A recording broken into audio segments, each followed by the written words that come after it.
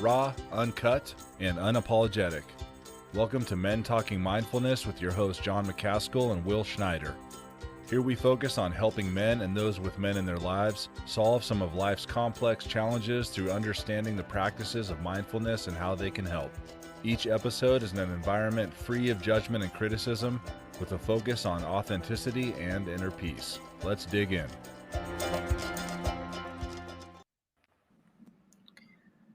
Hey, welcome back to the show. Listen up. If the heart is not connected to the soul and feels no union to source of being, then there is no unity consciousness in the heart, and there cannot be unity consciousness in the mind.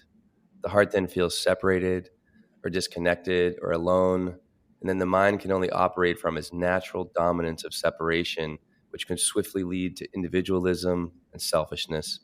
Stated differently, without heart consciousness or activation of the heart level, the mind can only operate from the perspective of separation. That's a quote from my friend and author Dan St. Pierre, and the book is All One, the United Anatomy of Consciousness. And we welcome you all back to Men Talking Mindfulness. I'm Will Schneider, joined by my brilliant co-host over there in Colorado Springs, John McCaskill. Today we're going to break down heartfulness, demystify it, and learn how it can help us and help you have a happier and more successful life at home and at work. Hey, if you're one of those guys out there that are already thinking, oh my God, we're going to talk about feelings, right? Then I challenge you to keep listening. We will not waste your time. There's a lot to learn here, and some of this knowledge can change the course of your life and your relationships. But John, it's great to be back, have another episode. I'm excited to bring my friend Dan St. Pierre on in a moment. But how are you? And I think you have some announcements for us, yeah? Yeah, man, I'm doing well.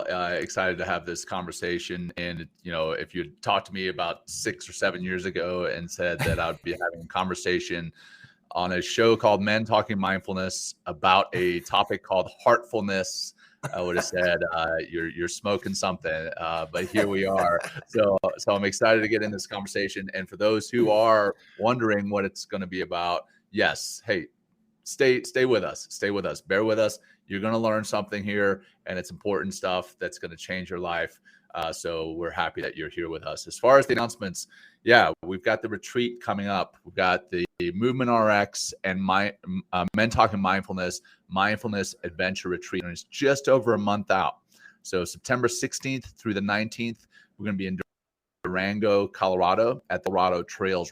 And retreat is 3.5 days, but also have a follow-on virtual integration program, and all of it together is $2,499, $2,499. And if you are part of an organization or a group that books 4 or more, then you get $500 off per person. So we'd love to have you join us there in Durango at the Colorado Trails Ranch. And to learn more, head to mentalkingmindfulness.com/retreat, or you can listen to one of our recent episodes where we actually interviewed Teresa and we had a big conversation about what the retreat is going to include. So we're definitely excited to have that retreat going on and excited for you to join us. That all said, let's introduce our guest. I'm going to bring Dan up now. There he is. Awesome. There he is. Hey, Dan, how you doing? feeling today? Good. How are you? Good. I'm feeling wonderful. Happy to be here. Yeah, likewise, man. I'm glad you're here. So this is what Dan is up to. Here's his little bio. Dan is a co-founder and CEO of Hyperlite Mountain Gear, which is the leader in ultralight backcountry gear. Under the design philosophy of essentialism, Hyperlite manufactures and sells backpacks, tents, and accessories that are used from the Appalachian Trail to Mount Everest and about anywhere in between. But Dan was not always in this industry. He graduated from Penn's Wharton School of Business and spent his 20s working in corporate finance in New York City and in Boston. Slowly disheartened by a corporate existence and hearing the faint calling for adventure, Dan then spent his 30s working seasonally as a waiter, traveling, studying spirituality and writing. He spent over a year in India practicing yoga, meditation, and heartfulness, and has written a few million words in the pursuit of spiritual understanding and expanded consciousness. And then He then spent his 40s starting and building both Hyperlite Mountain Gear and a family, while continuing to refine his spiritual practice and understanding. He recently finished a book that I just mentioned earlier, All One, The United Anatomy of Being, which, for full disclosure, is not yet published, but it will be, Dan. And on a personal note, like Dan and I have known each other, I think probably since we're 13, 14, 15. We kind of went through high school together and became really like excellent, wonderful friends. Probably as soon as we took our paths as seekers, Dan, all of a sudden we started talking about light and consciousness and meditation and all the woo-woo stuff that originally turned John off, right? and now John is hooked. So well, hey, welcome everybody. Hey, Dan. Thank you very much. It's great to be here. I love what you guys are doing. I think it's really important work, and again, happy and very grateful to be joining you. Thanks, Dan. Well, thanks. Cool. Go ahead, John. You have something to say? Yeah. So well, let's if you've never listened to our show, never watched our show before, and you're here for the first time, we bookend the kind of meat and potatoes of the show with a grounding practice on the front end and a grounding practice at the back end. So I'm going to kick it off with this grounding practice for today. So for that, go ahead and get into a position that's comfortable for you. I like to sit up straight in my chair and I put my hands on my lap and then kind of straighten my back, but not stiff. And then I personally like to close my eyes, but if closing your eyes is not comfortable for you, or if you're in a situation where it's not safe for you to close your eyes, just go ahead and soften your gaze. Let's bring our attention intentionally to our breath, to your breath, focusing on the physical sensation of your inhalation and your exhalation.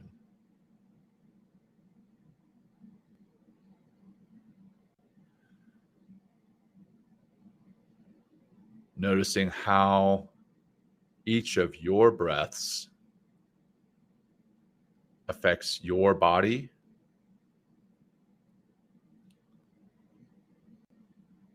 your mind,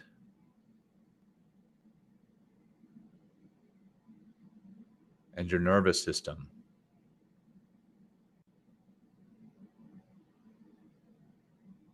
How each part of your breath affects your body, your mind, and your nervous system.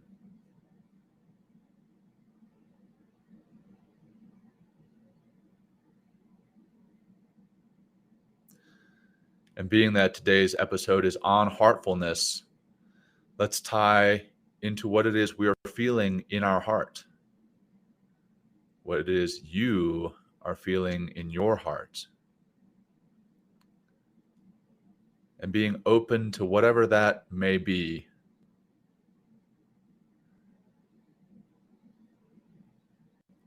Not feeling a sense of grasping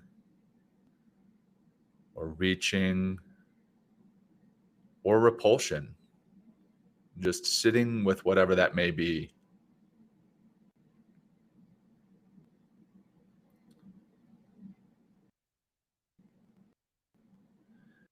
And if you find that your mind wandered off to some other place, some other space, some other time, just gently bring yourself back and notice the feeling or feelings in your heart.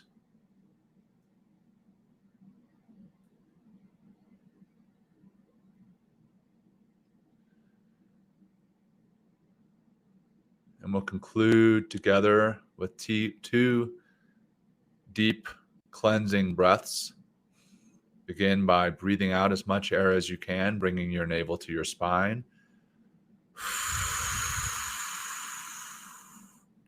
Deep breath in, filling your lungs all the way. Holding full, noticing that fullness, and releasing,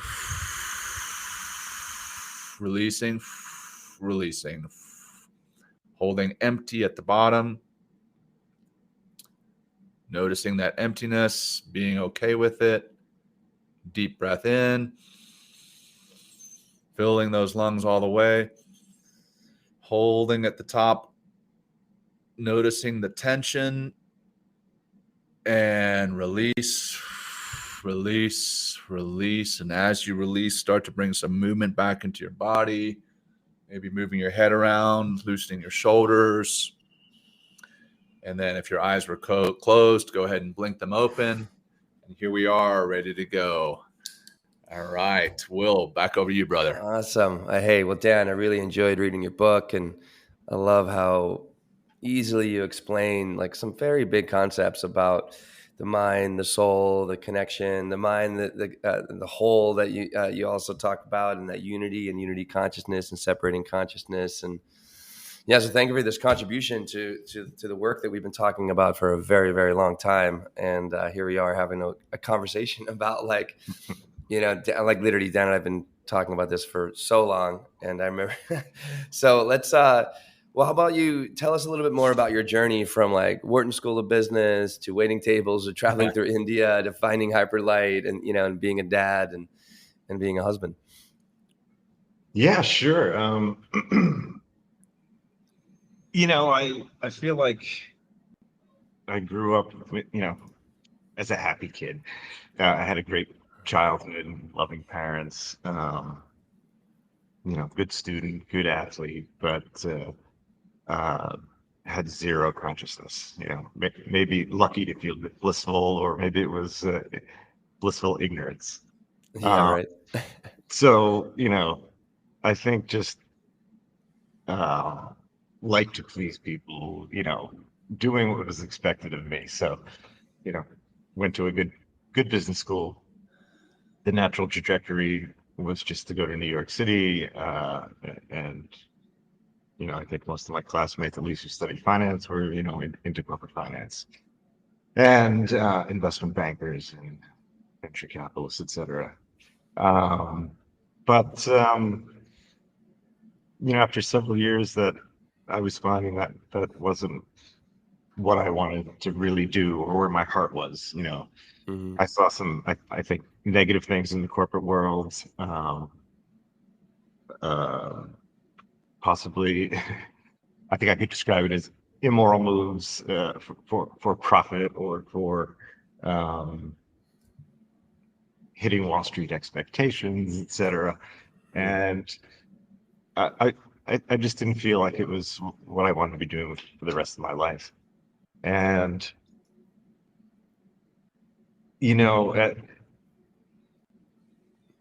I think my foray into heartfulness was not noticeable to me right away. It was just kind of sort of happening. And when I say heartfulness, I'm talking about listening to your heart and following your intuition. So when I was about 27, I had a younger brother that came to live with me, and he introduced me to marijuana.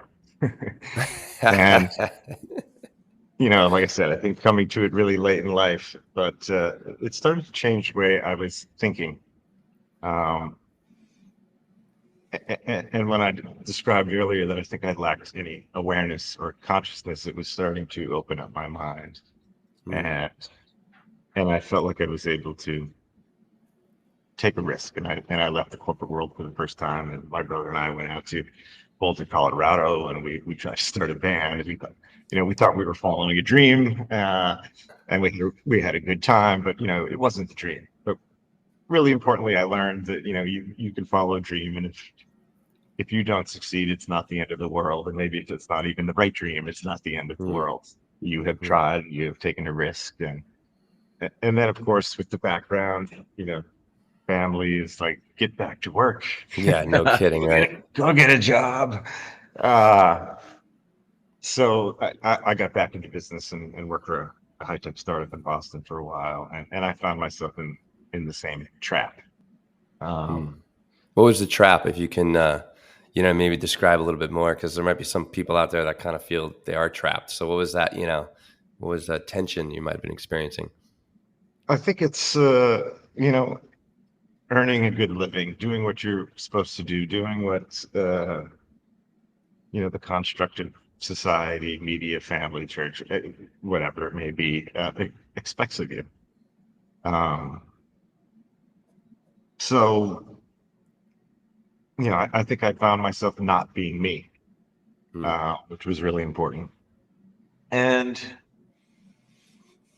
around that time, or when I was in Boston, I happened to pick up a book called The Razor's Edge by Somerset Maugham. And are either of you guys familiar with that book? No, I'm not. No. The Oh, Razor's Edge. Yeah. Mm-hmm. There's been some movies. So actually, I think 3 movies that have been made of it, and one was with Bill Murray. Oh, wow. Bill Murray in more of a serious role, but great book about a guy. I mean, I really related to the main character. The main character. This all occurs around the Roaring '20s, and a guy with a blessed life, and he ends up going into World War I and comes out, depressed and not understanding what's going on in the world. And instead of earning millions in Chicago as a trader, and then during the Roaring '20s, he decides to head to Europe and he becomes a seeker, and he starts exploring, and he ends up in India. And this planted a seed in me, I think, and it's something that was, I think, in my heart for a couple of years. As I said, I started waiting tables, and wanted to afford myself the time in winters to start studying and seeking and reading. It's my first time in my life I was reading for pleasure and reading literature and reading anything I could get my hands on. But after a couple of years, I had the courage to buy a ticket to India and took my first trip to India. And talk about a land of the heart. The Western world is the land of the mind, and I haven't been all over the world. I've been to a lot of places. I can't think of a place in the world that's as different than the United States as India. And you're forced pretty quick to start listening to your heart, living from intuition, and it was a great experience. And anyway, I kept on this path for really 10 years, confused, seeking. I think the path is filled with, there's a lot of work involved in it, and it comes with a lot of confusion until you can start to put the pieces together of spirituality. But anyway, I wanted to have a family. My brother had an idea for a business. He didn't have any experience in business, and we hooked up together.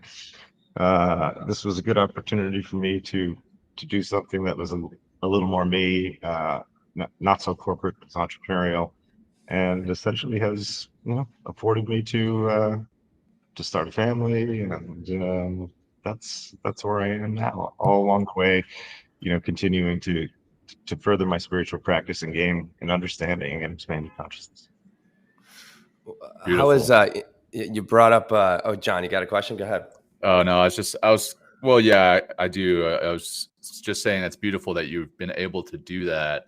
And especially, when you mentioned kind of your childhood and going into college and going to the business school and then going through what society had expected of you. I've been there and done that myself. Right? I went to high school. I was a good athlete. I enlisted in the Navy, went to college after that. And then the next block was, well, you're supposed to get married, and then you're supposed to have children. And, my first marriage, in all honesty, was probably not, I wasn't mature enough in heart and mind to be married. I wasn't in the place to be married, but that's what society expected of me. And I know that a lot of our listeners a lot of the preponderance of those who actually watch the show are on LinkedIn, and that is a place where there's a lot of expectations to do something professionally, right? Well, hey, that profession might be going into venture capital, that profession might be going into commercial real estate, the profession might be whatever it may be, but there's societal expectations, and it's great to see and hear that you were able to break away from that using your heart and using your curiosity, if you will, to be a seeker. And I want to kind of peel back the onion on that term. You've used it, Will's used it. For those who are listening, that might be kind of a woo-woo term. What exactly is a seeker? And well, yeah, I guess that's my question. What exactly is a seeker, and can you expound on that? Yeah, I think a seeker is it's a term that's it's a term that's used quite often. I think in the seeker space. Yeah, exactly. Yeah. No, in spirituality and in consciousness and in mindfulness. And I view the term seeker as being somebody who's looking for the truth, looking for answers, looking for understanding beyond what we are taught and fed again through the constructs of our societies and our cultures. And because I don't think the path to expanded consciousness is taught by certainly not taught in school. It's not my experiences of religion or growing up in a Catholic Christian being introduced to that, you're not taught that. And so you have to go out and find it on your own, I think, or at least get turned on to it on your own, some curiosity to learn more, to understand the truth, and that sets you on this path. Yeah. And it's a nonstop journey process. Like, you find one truth and then it leads you to another and then to another. And it's like, I don't know, I gotta say, it's been an incredibly rewarding experience. Like very rewarding. Absolutely. Like when you really begin to access and, the technology of the heart, and then just everything, a lot of things just start to open up within you and then outside of you, and things you never thought were possible, conspiring to kind of help you to understand more of the whole, if you will, like how we're all so intimately connected, how to like achieve that connection, experiences of that connection. And it's almost like a drug in its own way, and well, it's better than any drug. Yeah. and the benefits are rewarding. I mean, you just mentioned something that made me think of, I talk a lot about in this manuscript, in this book that I've written and working on getting published, is our levels of being. And I think it's extremely important to understand. So I think we all understand we exist on a physical level. We have our physical perceptual tools of touch, sight, sound, hearing, smell. But we also exist on an energetic level. And I think that there are, two of the most fundamental characterizations or categories of energy, which is separating energy and uniting energy. And then we exist on a non-physical level. And I know not everybody believes that, or generally it is something to be believed and disbelieved, and not everybody understands it's something that can be experienced. But the body is the physical, where we have action, with a potential for action. The mind is the perceptual tool. It's an energetic level and the perceptual tool of the physical realm. It is, I think, dominated by separation. We have a dualistic mind. We need to differentiate really anything and everything in order to understand. And then we have the other part of our energetic level being is the heart, and the heart is feeling. it is the language of the non-physical, or the soul, if you will. Uh, and it's, I think, dominant feeling is union. And then we have this um, non-physical level of our being, which is just being, or isness. And it is the indescribable, permanent um, level of our being. But you just mentioned something about the heart, which reminded me. But I think a big benefit of understanding these levels of being and how they operate, but particularly the heart, which, especially for men, is a place we don't always go, or it takes time in life to get there. But the heart knows all the what's, and I should say knows with the quotations, because you don't know it in your heart, it's a feeling. But the heart knows all the what's. It's the mind that figures out the hows. So when we do listen to our hearts, and intuition and feeling, um, you know what's right for you, and you know what you need to be doing. And I think you just mentioned something about alignment, and which, I'm sorry, brought me to this tangent. No, not a tangent at all. It's that's exactly what we're here to talk about. Okay, I'm checking my mic. Well, well, tell us some more about that. Separating, uniting, and energies. Like you talk about a bunch in the book, and how that relates to our, to the mind and to the heart. And so I think that'd be important, because, I think that duality of things, and the opposition in which the physical world manifests itself, it can be, if you haven't been a seeker, you haven't been asking these questions, haven't been, doing this work, you help us understand that a little bit. Sure. I think there's a few ways to come at it. I'm going to start with an arcing trajectory. So there's a couple of ways to look at this too. I mean, if we look at the physical world, we see circles or arcs everywhere. The way the sun rises, how we experience the seasons, the way celestial bodies move through the sky, the way a plant rises up and falls at the end of the season. So we can also think about our lives, or really the life of any being is, nothing exists forever. There's a beginning and a middle and an end. And it is always this rising motion to, you're rising up through the spring and summer of your life. You get to this apex, and there's nothing we can do about it, but we must now descend. And that rising is the separating energy to the apex. And once you hit that apex, you're descending, you're falling down. It's a returning, or uniting or reuniting energy. And you can look at this from scientific perspectives as well, where gravity, or if we look at the Big Bang is what we most know about the start of our universe, started with a huge separating event. So in this physical level, in this physical journey, there has to be a separation at the beginning, and we rise up, then we fall.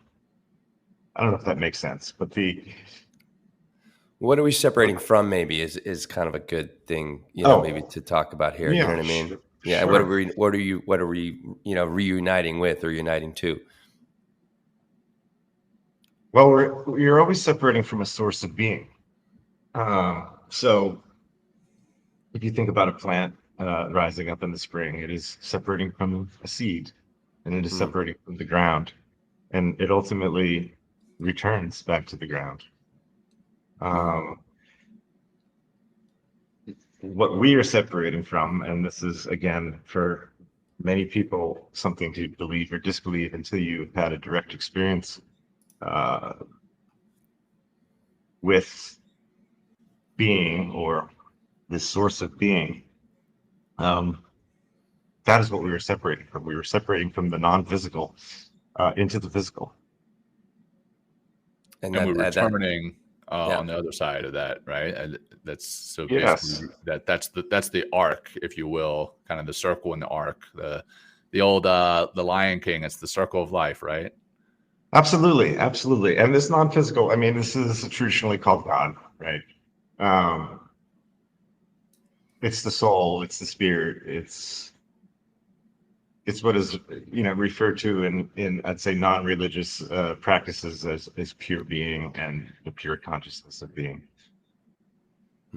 It's the non-physical, which it's like, that's that duality. It's like, I think that's, I know as a man, growing up as like, in a pretty traditional family like yourself, Dan, it was, we were asked, went to church, and, I never was able to really experience God, if you will. I just didn't have a great priest or something like that.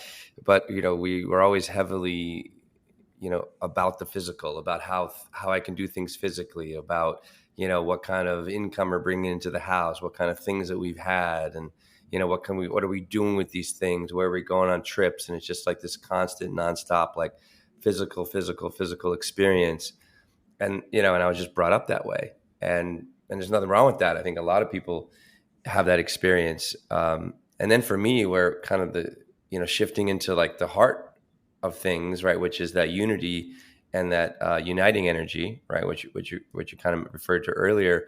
For me, I had my heart broken, and first time I really experienced the heart, really experienced like the energy of love and the unity with somebody else, and that just brought kind of a greater unity of who I am and how I am fit into this world. And then all that went away, all that uniting energy, and then I'm separated again.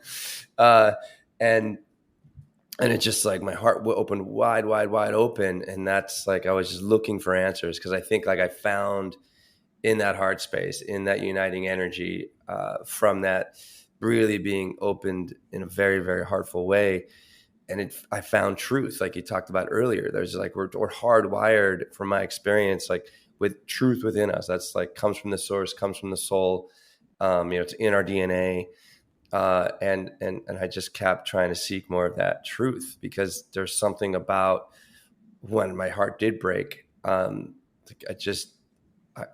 Everything else that I thought was supposed to be part of my physical existence no longer made any sense to me. Nothing. Right.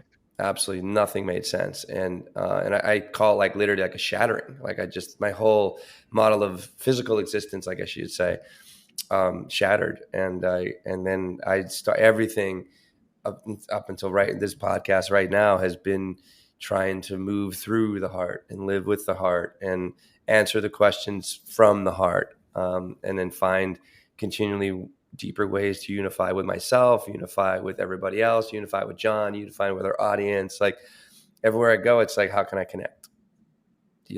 So, Sure. So what is like you can comment on that, but also like to get into like, what is the essence of this heartfulness? Like what is, why, and how can it kind of help us to just be better people in this world and have a more thriving and happier existence? Yeah. No, definitely. Good question. I mean, I think it's important to say that,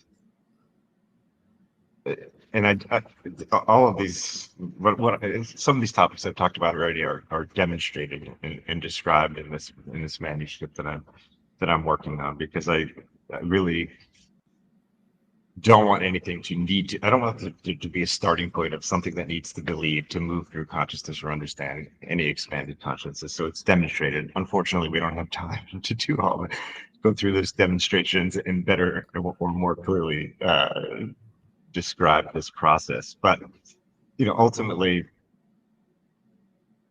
this being, this isness, this non-physical that is the source of all being, regardless of what you call it, informs and directs the heart through feeling and the heart level. And the heart level informs and directs the mind and thought. And then it is the mind and thought that informs and directs the physical or our action. So this is not news. This is nothing new. I think we all, well, maybe not all, but a lot of us understand that, everything starts from feeling. All of our actions come from feeling first and then a thought. So why is this important? Um, if we want to be happy and we want to be doing what's right for us, and we want to have joyous moments, and we want to be kind and have a better world, it kind of all starts from what I call the two most fundamental heart level feelings. And that is either connection to, or I should say, a feeling of connection to or a disconnection from this source of being. Uh, connection or unity is love. And disconnection or separation, well, that manifests itself as fear. And when we understand that we are connected to and really are one with the source of being, there's nothing to ever fear in life. There is only love that shows up. And you're willing to follow your heart, to do what's right, because there's no fear of there's no fear of taking that risk. There's no fear of going against, what we've already talked about, what is maybe expected of you.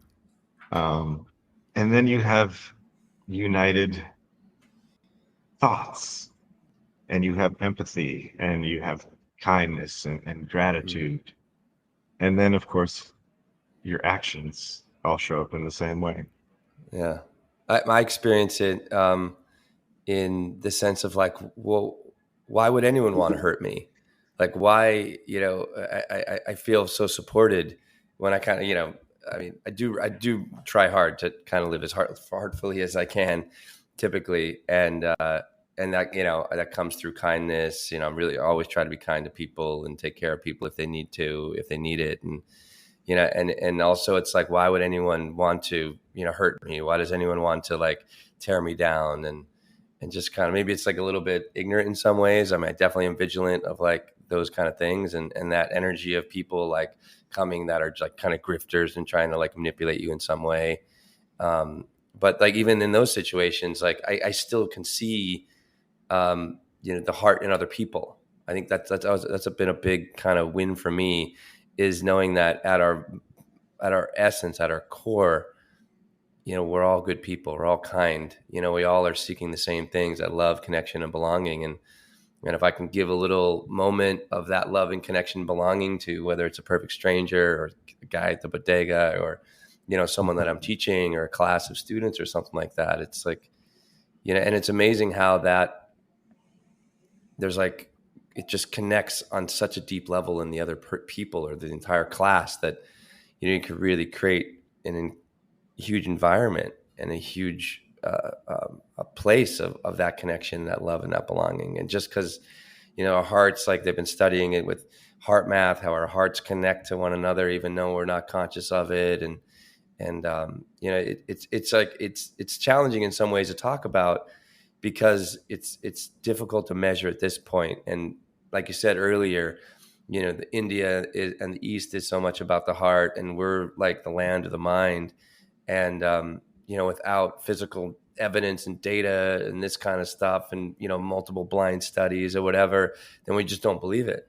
Until you have a circumstance like, all of us did, where, life was just upside down and nothing was making sense from this physical and mental and, mind realm. And then we went deeper. That's when we started meditating. That's when we started breathing. That's when we started, going on these like vision quests, if you will, to kind of seek more of the whole, seek more of the truth. That's right there. You just got to kind of peel away the veneer of the mind, and boom, there's truth just behind it. So, yeah, absolutely. Absolutely. The mind is so complex. The heart level is really not that complex. Why is that? Like, talk about that a little bit. Well, if we look at the physical world, I mean, there really is, at least compared to the capacity of our minds and ability to understand, there's an infinite amount of things out there in this physical world. And it's as you explore the physical world with our perceptual tools of mind, it's like going up a funnel, and it's really never ending. The heart being the language of the soul, or what I call this non-physical, is like going down a funnel. Um, and there's only really one destination. So I think maybe I'll just say something a little different. I talked about, this physical and non-physical level and our perceptual tools of the mind and the heart. So we can look at like characteristics of the physical world. So one is that it is physical. It is impermanent and constantly moving. So everything is in a constant state of motion. Nothing is ever in the same place twice. And even something that seems still is made up of, molecules and atoms, which are constantly moving. So everything is constantly moving. I mean, even us sitting on the Earth right now, we're traveling around the sun at 70,000 miles per hour, and the sun is traveling around the Milky Way at 500,000 miles an hour. And with all of these seemingly, infinite amount of things in the physical world, we can say that a characteristic of the physical world is that it is separated. Right? Now, we look at the mind as really dominated in duality or separation. I touched upon this briefly, but in order to understand anything in the world or anything in this physical world, we have to differentiate it just to gain understanding. So there's, big and small and black and white and here and there. And this really is the basis for all of language, is trying to make sense and understand this physical world. And with that duality and with that differentiation, there's become a perception of opposites.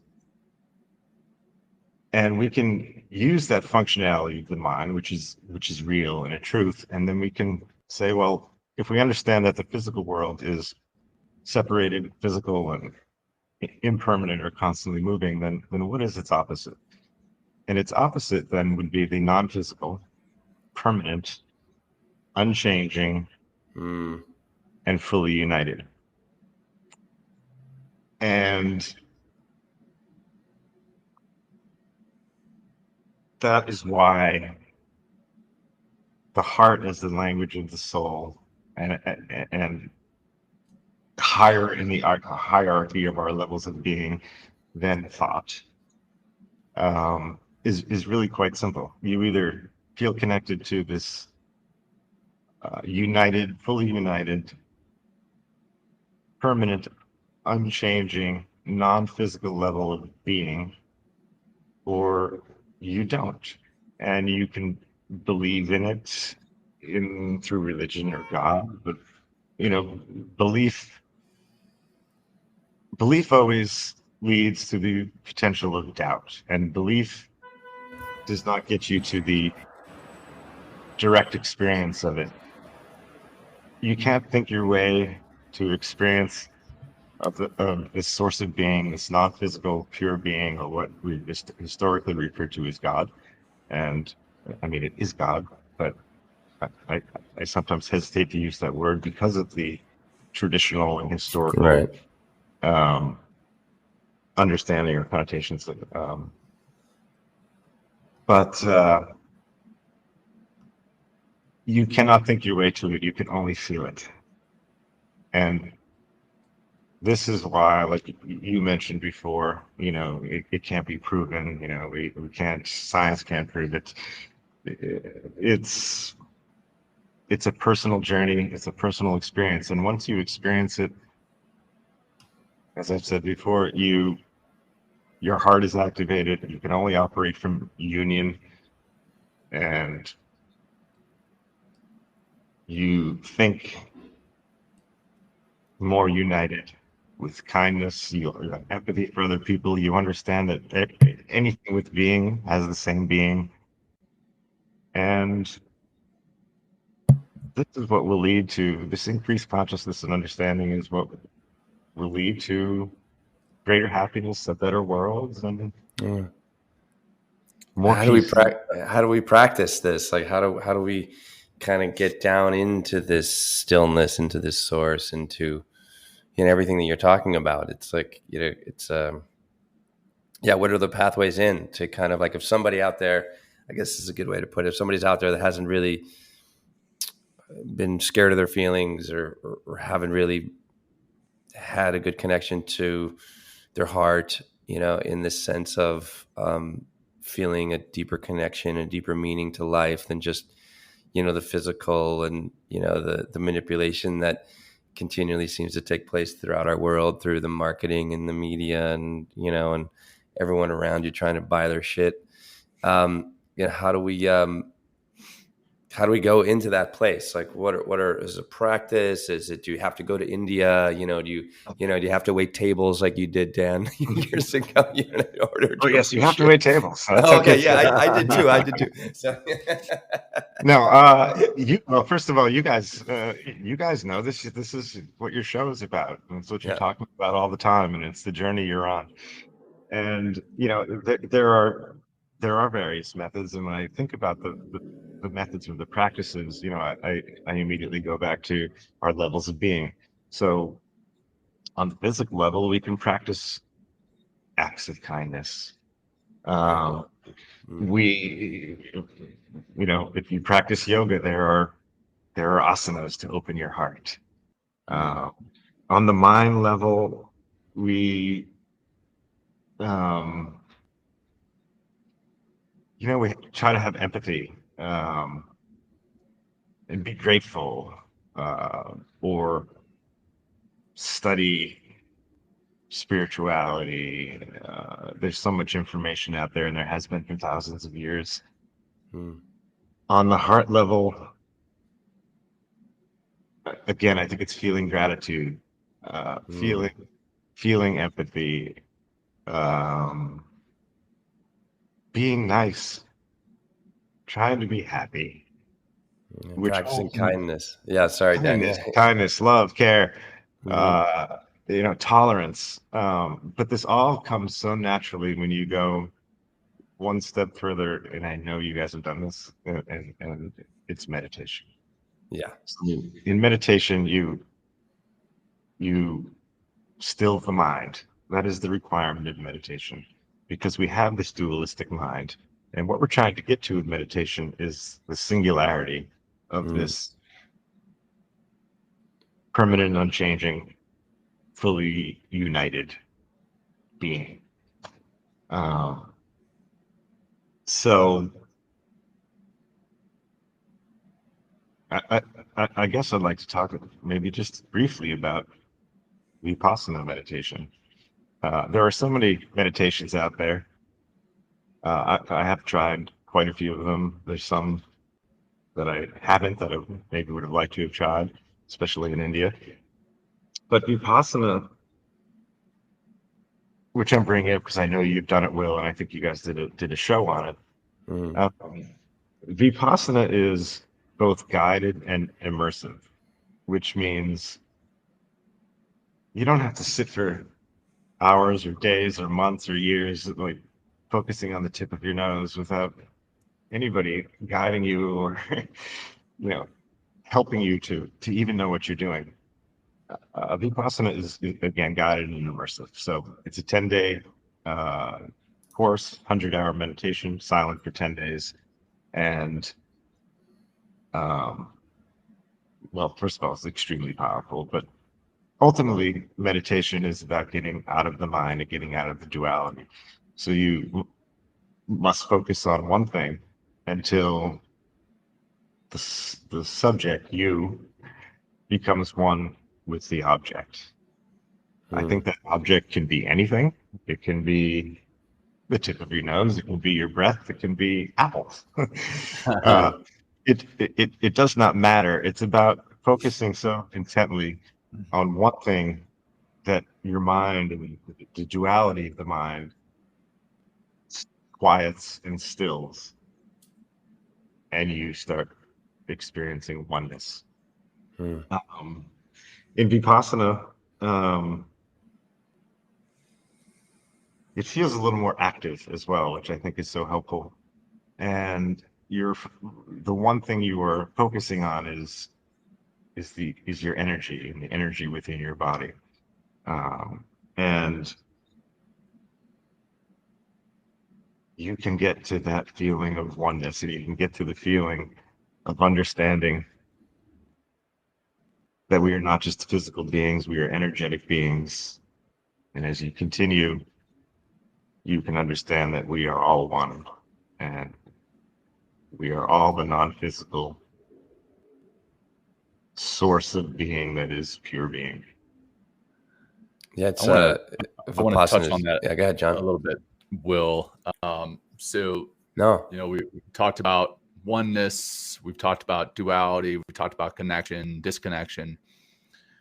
And for our listeners, I want to just go one step further about why this is so important. I've got right here on the bottom of the screen a quote that you said earlier, Dan, in that connection is love, disconnection is fear. And I want to even expand on that fear portion. You said if you're connected, there's nothing to fear. But a lot of what it is we're experiencing that is considered negative emotions, negative feelings, sadness, anxiety, stress, fear of loss, is driven by fear.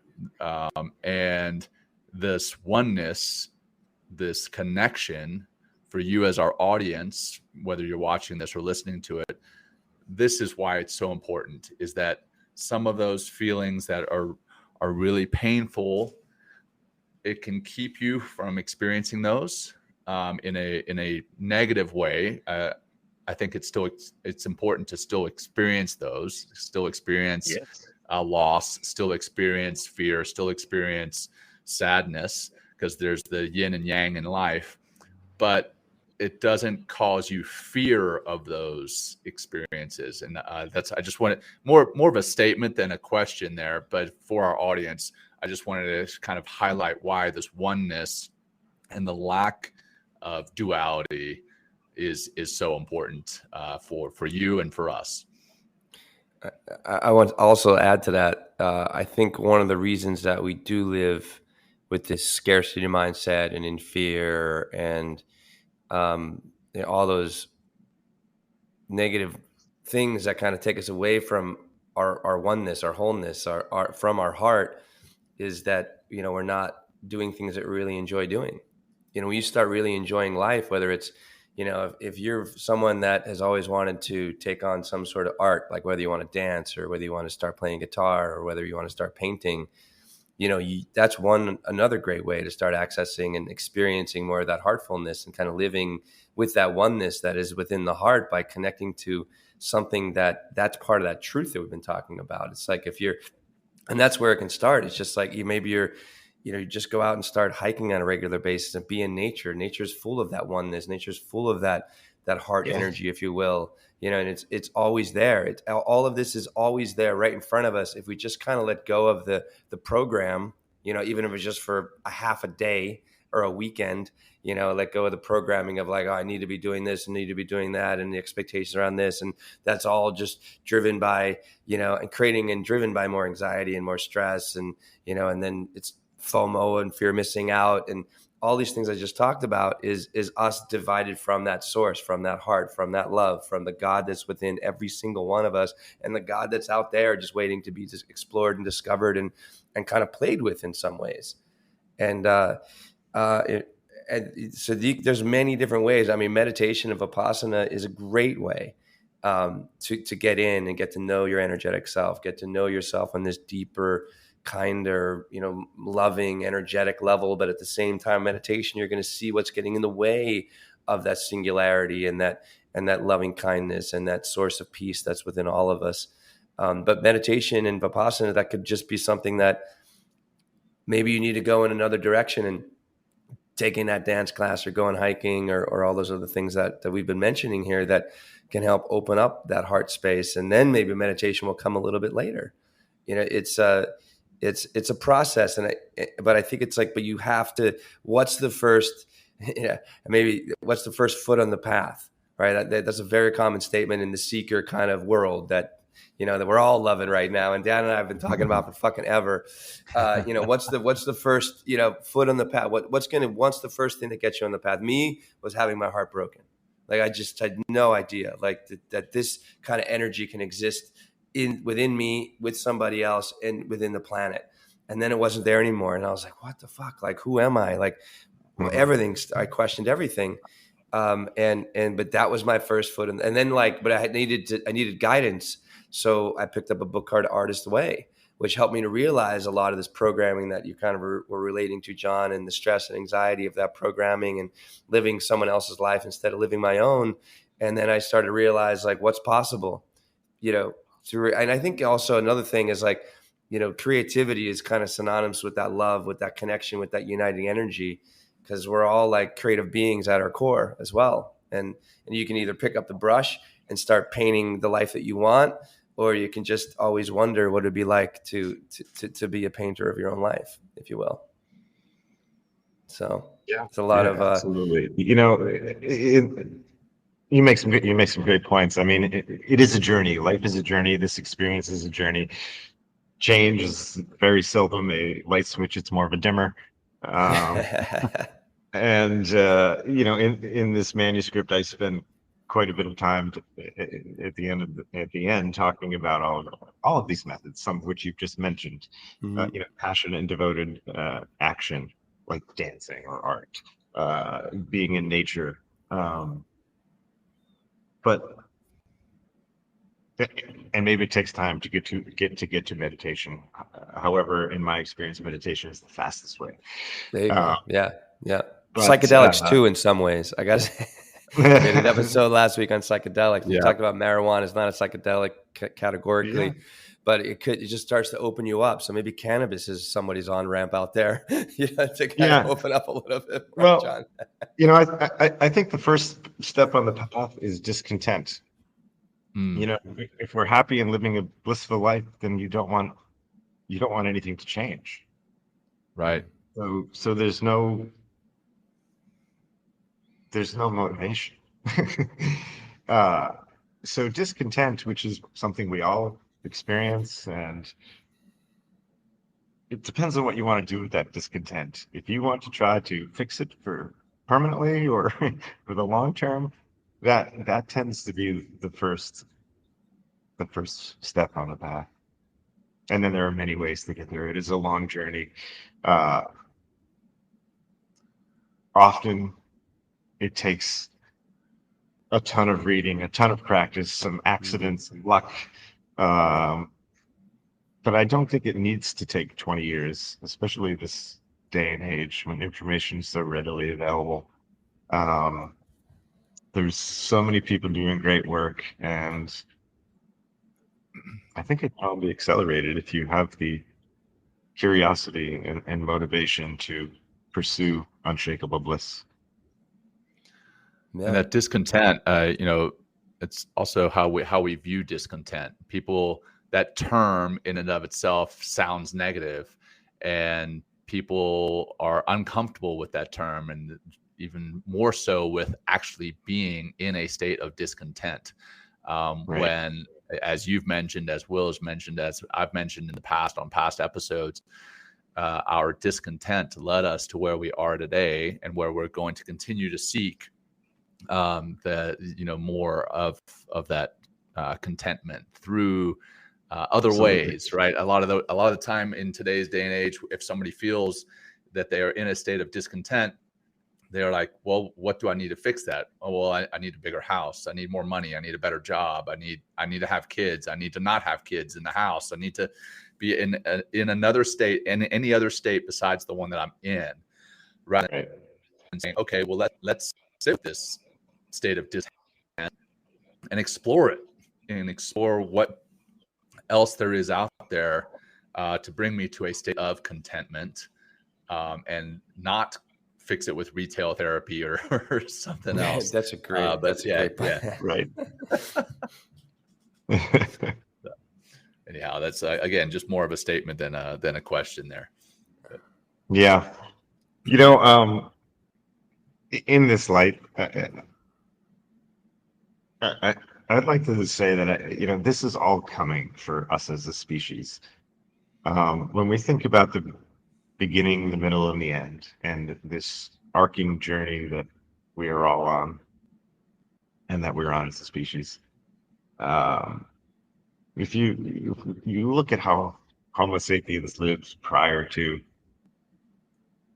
the discovery of agriculture and a sedentary lifestyle, that is when we were living like any other being on this planet. It was really purely a physical state of consciousness, roaming to find food and find shelter, and that was it. And no possessions, only what you could carry on your back. And human nature and life changed incredibly when we started to become sedentary beings. And you can go through that whole evolutionary process, and it starts to become quite obvious that we've changed. But that was the point where I think where we entered the mind level and what I call like the summer of our existence. And we're getting pretty close, in my opinion, to the apex of our species. And if we're lucky enough to actually surpass that apex. But well, you mentioned earlier, Dan, sorry, so that much greater. The apex is where is the end of kind of the separating energy, right?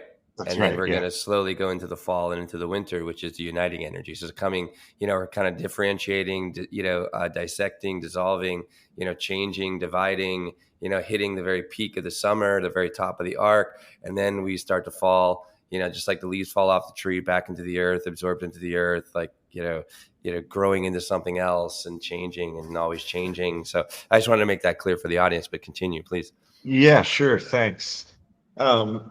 Yeah, we're still separating as a species. So, we can look at our world and life and politics and business, and the world seems so divided.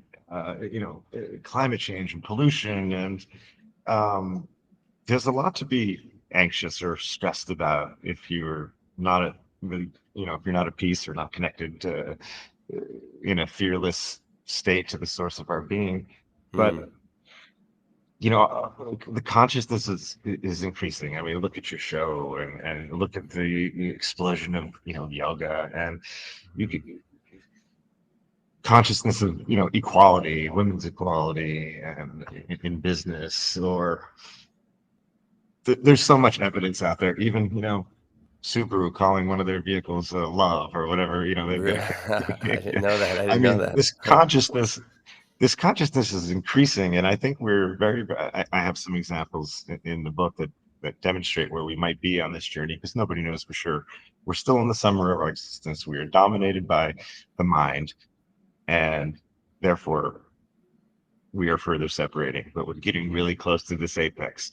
And that means for a species, naturally, we move into this uniting phase, and we move as a species into heart dominance. So that's extremely optimistic. But you also don't have to wait. We don't need to wait for that. We don't need to wait for the autumn of our life, where we naturally chill out and we finished, the hard work of our summer season and waiting for a harvest. We don't have to wait for these times. We don't have to wait for our species to get to this dominant uniting phase of our existence. We can do the work, whether it's small practices or big practices, and again, from my personal experience, and really anybody else who has authentically traversed the path of expanded consciousness or spirituality, the benefits are immense, creates great personal power, and leaves us with love, kindness, and peace, and what I call unshakable bliss. Yeah, and you can't get there without practicing. You can't get there without, from my experience, putting yourself in front of and with teachers that influence you, people that have positive influence on you, people that are more heartfelt, putting yourself in situations that you're able to feel more of that heart energy.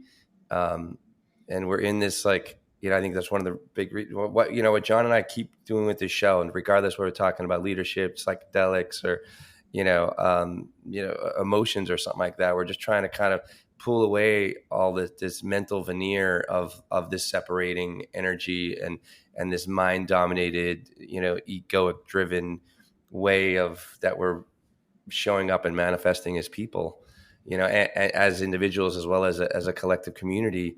And we're just trying to kind of push this conversation that we're having here, and helping people open their minds so they can kind of open their hearts and realize, like, that's why I'm so excited that we've had this conversation today, Dan, because it comes from that heart space. And it's actually, I don't know why, or maybe people, they don't, I have a sense that a lot of people kind of fear going into that space, because it's not linear, it's not analytical, it's very creative, it's very intuitive, it's very weird. Like, once you kind of get into that space, like, shit starts to show up. You're like, whoa, yeah. What's going on here? Because I just had that thought yesterday about that. Now it's showing up in my life. Someone actually put here in the comments, if you will, very early on, this is exactly what I just mentioned. She goes, shit. Speaking my experience right now on purpose in the job role with the demands of traditional constructs of life, my hearing this is just another proof that God or the universe brings our needs. There you go. So, and there it is. And I think we can kind of end here. Dan, if there's anything else that you'd like to kind of jump into, that'll help to kind of put a little bow on the beautiful package that we've kind of, I feel we're putting out to the world right now, please. Or we can have our closing practice or closing comments, or please tell us how to find us as well. So hit any one of those would be awesome. I guess maybe I'd just like to end by saying, you can't get a watermelon in April. Patience is really important. But like anything in life, don't give up. Yeah, it's true. It's true. Awesome. And if you feel like giving up, hey, reach out to us, reach out to Dan, or listen. Dan has a great YouTube, has a great YouTube channel called All One Aware. If you want to kind of check out and dive, deeper into his work, because you break down every chapter. Is that correct, Dan, or different aspects of the book? Yeah. Yeah, I present each chapter as an episode on YouTube. I think I've got about half of the book out there. And nice. Yeah.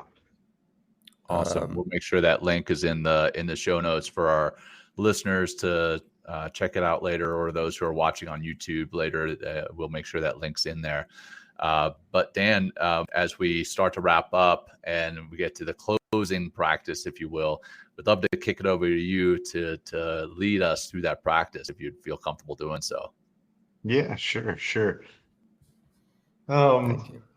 This might be a little different, but this is I'd like to recite a poem that is extremely simple and is a demonstration of, I think, what expanding consciousness is all about, which is moving beyond the duality towards awareness of the singularity. So if we could just close our eyes, take a deep breath in through your nose, out through your mouth, and keep doing that.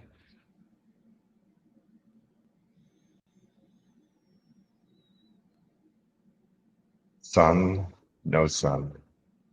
Sun, no sun. Sun, no sun. Sun, sun. Sun, no sun. Sun, no sun. Sun, no sun. Sun, sun, sun. Sun, no sun. Sun, no sun. Sun, no sun. Sun, sun, sun, sun, sun, sun. Thank you. Awesome. Thank you, Dan. I love that. That's it reminds me of what you used to say a long time ago to me. Remember to remember to remember. I think it was remember not to forget to remember. There you go. All of this is within us already. And it's is. just reacquainting ourselves with who we really are. Yeah. Yeah. And anyone out there listening, hey, thanks for showing up. Thanks for listening. Thanks for sharing this. But we all have this ability. Everybody has a heartfulness ability. And when you start connecting to that, you could really start to change your own life and literally change the world around you just by being appreciative, saying thank you, connecting, being kind to your neighbor, being kind to yourself is really where a lot of this starts, and really kind of listening to things that might sound a little weird in the beginning, but that's probably your first foot on the path calling you to take some action. So that's right. Dan, yeah. Thank you so much for joining us today. Thank you for sharing everything that you've shared. Definitely, I know our audience benefited from it. I personally benefited from it. And for our audience, I want to thank you for tuning in live today or tuning in later on the recording via video or podcast. Please share this with whoever you think may need to hear it, may need to see it. That's friends, family, colleagues, whoever. And then join us next week where we'll be interviewing fellow former Navy SEAL William Branham on getting naked. And naked is an acronym. So tune in next week to find out more about what that's all about. So thank you all. Thank you, Dan. Until next time, we will say peace. Thank you very much, gentlemen. Joining us today. We hope you walk away with some new tools and insights to guide you on your life journey. New episodes are being published every week, so please join us again for some meaningful discussion. For more information, please check out mentalkingmindfulness.com.